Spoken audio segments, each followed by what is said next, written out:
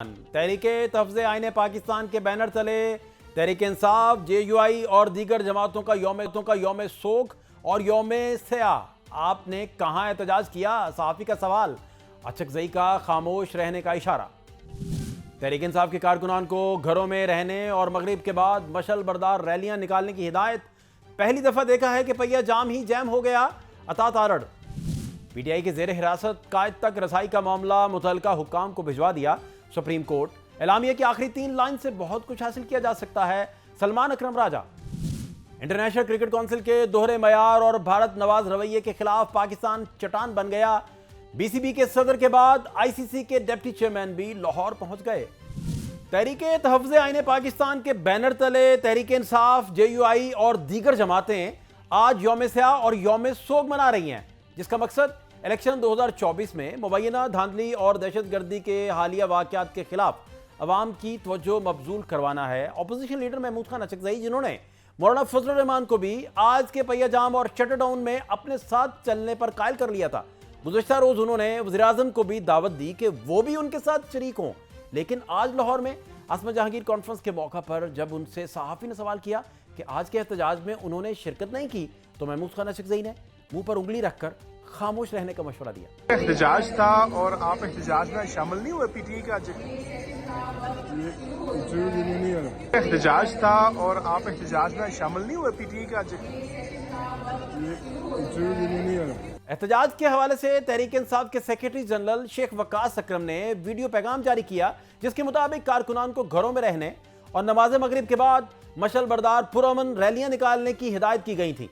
Opposition के एहतजाज पर कोयटा, ज़ियारत पशीन और ज़ोब समेत बलोचिस्तान के बेशतर शहरों में कारोबारी मराकज़ बंद रहने की इत्तलात तो आई, मगर पेशावर में जुज़वी शटर डाउन की इत्तलात रही, जबकि रावलपिंडी और इस्लामाबाद में मेट्रो बस सर्विस बंद कर दी गई।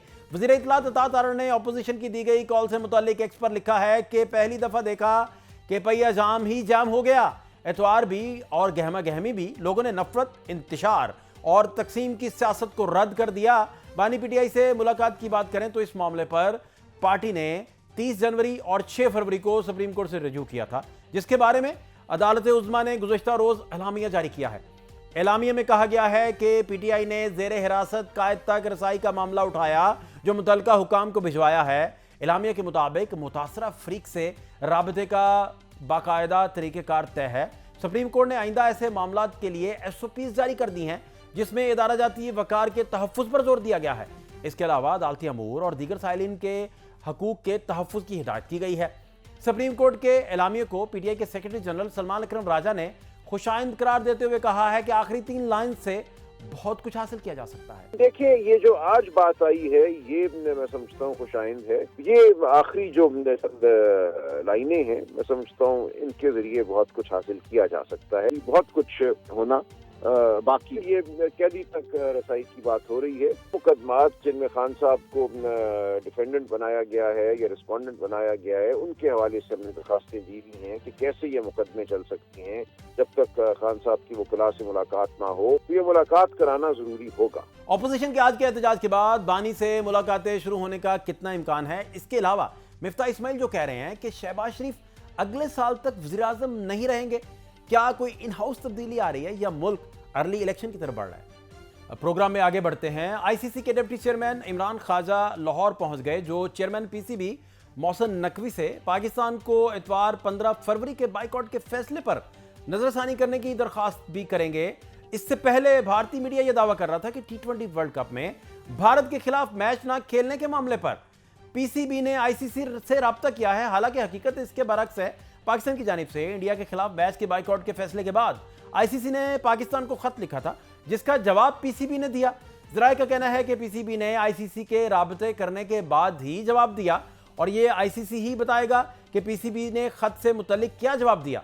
तर्जमान पाकिस्तान क्रिकेट बोर्ड आमिर मीर के मुताबिक PCB Indian sports journalist Vikrant Gupta के दावे को मुस्तरद करता है कि PCB ने ICC से रजू किया। भारतीय मीडिया झूठ पर मबनी दावे कर रहा है। वक्त बताएगा कि किसने किसका दरवाजा खटखटाया। ICC के किसी भी मेगा इवेंट में पाकिस्तान और भारत का मैच हाई वोल्टेज होता है।